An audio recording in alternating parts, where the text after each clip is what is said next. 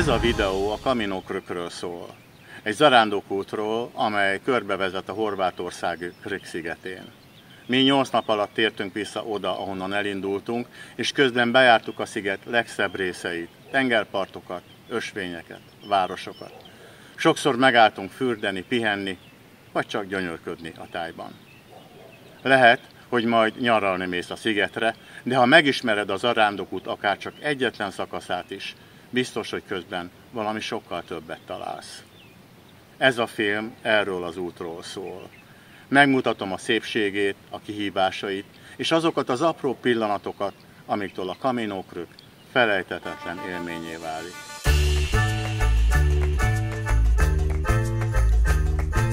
Krk városa már az ókorban is lakott volt.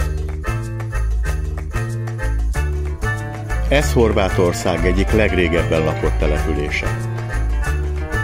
A városfal szinte teljes egészében áll, és valódi középkori hangulatot áraszt. A főtéren álló középkori oszlop a város függetlenségét szimbolizálja.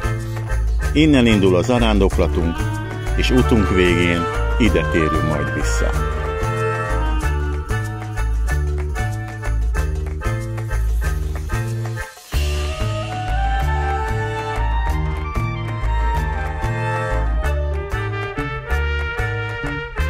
Eléggé tűz a nap, nagyon meleg van, de ez az út nagyon jól kijelölt, nagyon jól kitaposott, gyönyörű mediterrán vidéken megy végig, úgyhogy akármilyen idő van, mindenképpen érdemes ezen végigjönni, hogyha van rá időtötök, akkor szerintem nagyon-nagyon fogjátok élvezni, mert csodálatos, árnyas, és van néhány műemlék is, és olyan, mint egy tanösvény, rengeteget lehet tanulni a szőlőkről, az olívabogyókról, a fákról, a temetkezési szokásokról.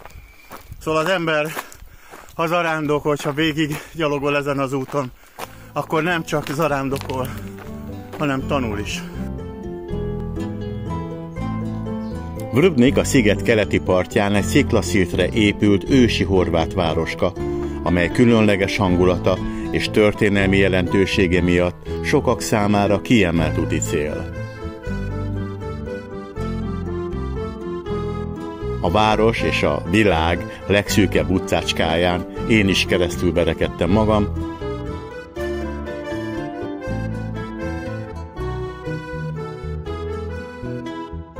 bár a széles vállaim nem könnyítették meg a dolgot.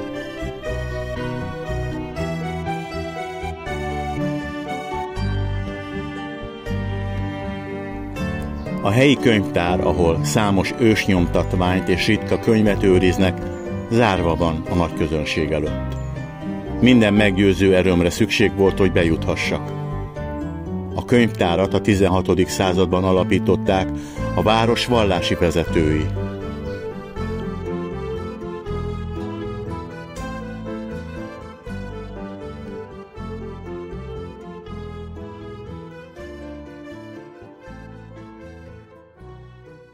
A glagolita név azokra az egyházi személyekre utal, akik az ősi, 9. századból származó glagolita írást, vagyis a legrégebbi szláv ABC-t használták.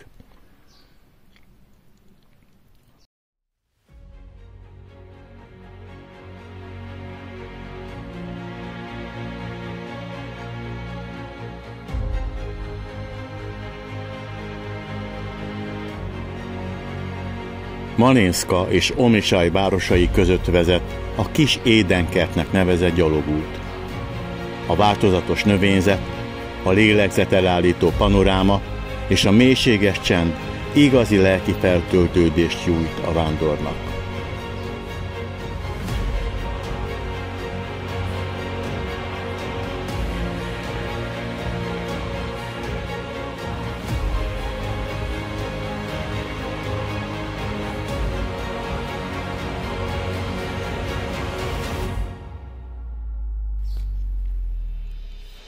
A Krki híd a horvát mérnöki tudás remek műve.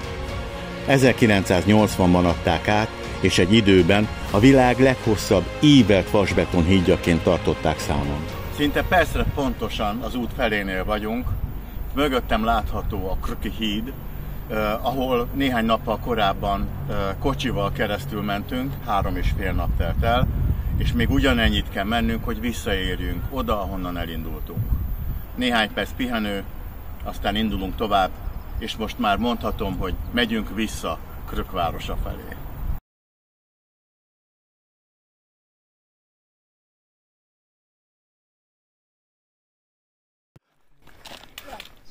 A hídtól nem messze találkoztunk egy horvát televíziós stábbal, akik éppen a római birodalomról forgattak dokumentumfilmet. Rome? Roman Empire, yes. Are you from Italy? No, I'm from Croatia. From Croatia? Yes. And why you do a documentary movie about Rome? Kérdésemre elmondták, hogy időszámításunk előtt 49-ben a közeli tengerszorosnál zajlott egy fontos tengeri ütközet Pompeius és Julius Cézár között. Ezt a tengeri csatát Pompeius nyerte, de a háborút végül Julius Cézár.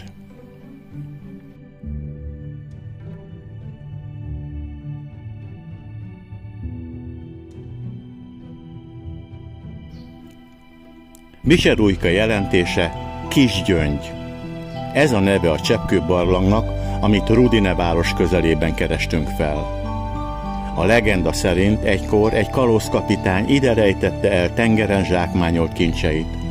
Ám a matrózok kilesték titkát, rabláncra verve hagyták a barlangban, a kincseit pedig elvitték.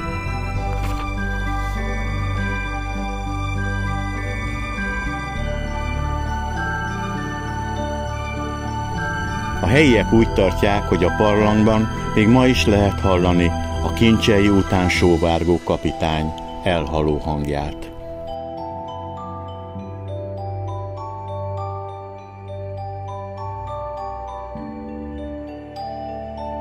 Néhány kilométerrel arrébb, Soline városkájában egy különleges wellness élmény várt ránk. A természetes fekete iszap, amivel bekenjük magunkat, legendás méregtelenítő. Fiatalító hatása pedig messze földön ismert.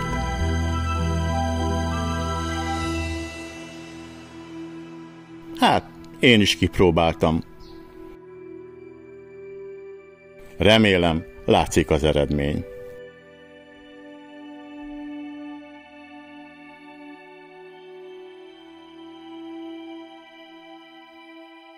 Ribniktől Baskáig 24 kilométer vár ránk, és a sziget belsőbb részében körülbelül 2-3 kilométerre a tengertől haladunk, tehát ma nem lesz fürdés napközben, viszont a kilátás tényleg mindenért kárpótol. Ez csodálatos. Gyönyörű Ribnik egyre távolabban, és mi pedig egyre magasabban. Ma körülbelül 600 méternyi tengerszint emelkedést fogunk megtenni, és mivel Baskáig a tengerparton megyünk, ugyanennyit fogunk lefelé is menni. Úgyhogy bár csak 24 kilométer van ma, azért izgalmas lesz.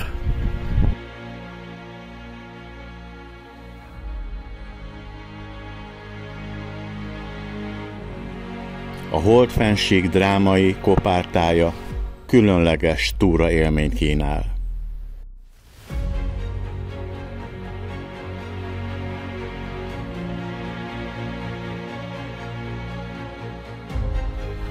A mészkősziklák és a világos szürke talaj valóban a hold felszínét idézik.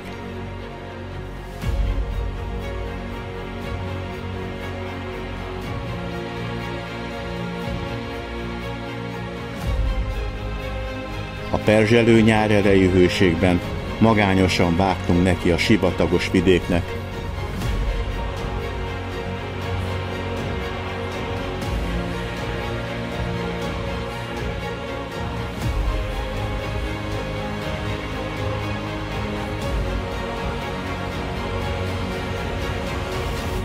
Ám annál több emberrel találkoztunk, amikor megérkeztünk Baska tengerpartjára.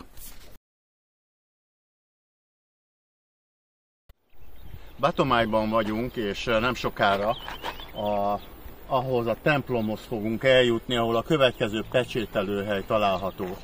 Ha ez megtörtént, akkor hivatalosan az úton nekünk Kunát felé kellene menni a hegygerincen, de mi úgy döntöttünk, hogy letérünk az útról, és Starabaskába, vagyis Öregbaskába fogunk ellátogatni, ami azt jelenti, hogy ezen a hegyen keresztül kell mennünk.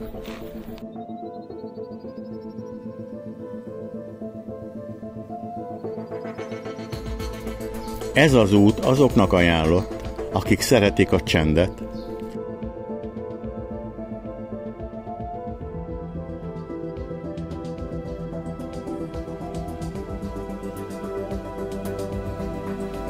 a fizikai kihívásokat és a páratlan panorámát.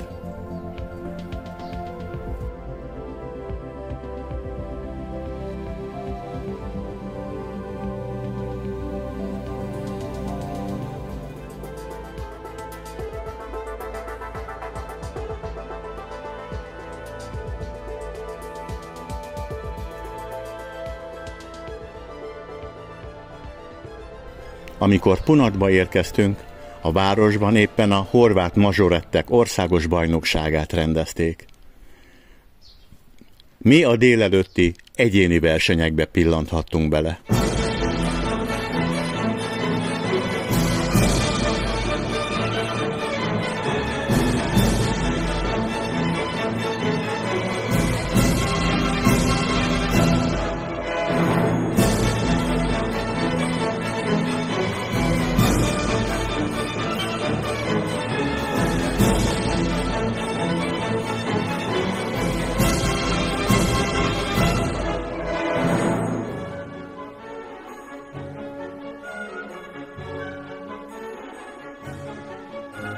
Kossuth egy kicsi, békés sziget alig 1 kilométerre Punattól, amely a ferences szerzetesek otthona.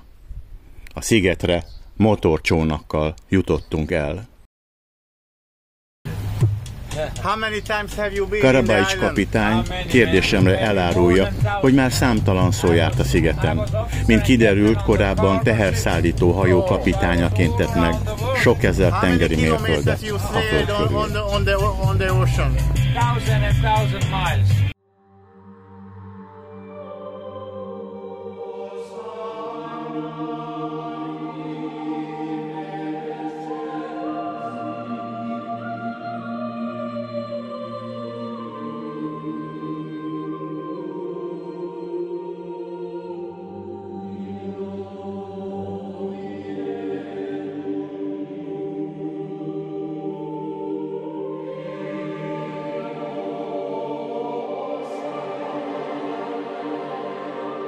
Ahogy utunk a végéhez közeledett, a sziget nyugalma és a templom csendje tökéletes helyszín volt arra, hogy hálát adjunk az égi és ninivei hatalmaknak azért a sok csodáért, amiket zarándoklatunk során átéltünk. Szerintem az utolsó métereken a türelmünket akarja próbára tenni még az út, ugyanis az utolsó város, Kornics, az arra felé van, a jel meg erre felé mutat. Úgyhogy most gyakoroljuk a türelmet, és megyünk arra, amerre a jel mutatja, bízva abban, hogy a jel tudja, mit csinál, és oda vezet bennünket, ahova jutnunk kell. Kornicstól már csak 5 kilométer választott el bennünket attól a ponttól, ahonnan 8 nappal korábban indultunk.